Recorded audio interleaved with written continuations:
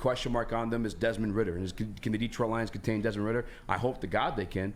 Because if not, I'm joining all the AG hate train. Because that yeah, if Desmond Ridder goes out there and balls on us, AG might have to go.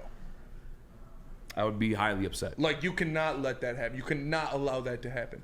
Desmond Ridder is nothing in the NFL. You cannot let him go out there and look like a serviceable quarterback. Not even that.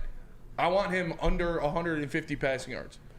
I want him under 50% completion percentage. Like, you cannot let him go out there and do that.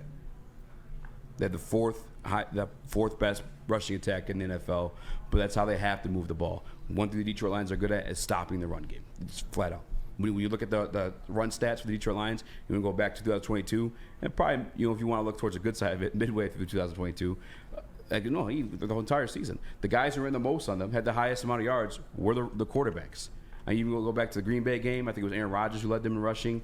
I went back to the New York game. It was Daniel Jones who led them in rushing. Like, it's just the quarterbacks who get away from us. Now that is an issue for the Detroit Lions. If Desmond Ridder decides to tuck the ball and run, that could be a problem for you. And I do think they have a serviceable backup too in Tyler Heineke, if I'm not mistaken. But I think the Detroit Lions should be able to contain that offense. My concern is, can the Detroit Lions be as effective on offense? I think they'll David be able Montgomery. to move the ball. Without David Montgomery, I think they'll be able to move the ball. Amon-Ra St. Brown is suiting up. It would take a cataclysmic event for Amon-Ra St. Brown to not play this week. I fully expect him to be there. I fully expect him to do his thing.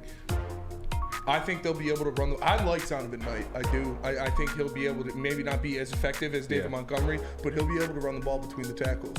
And I'm not worried about the offense. I think they'll be able to move the ball and they'll be able to put points on the board.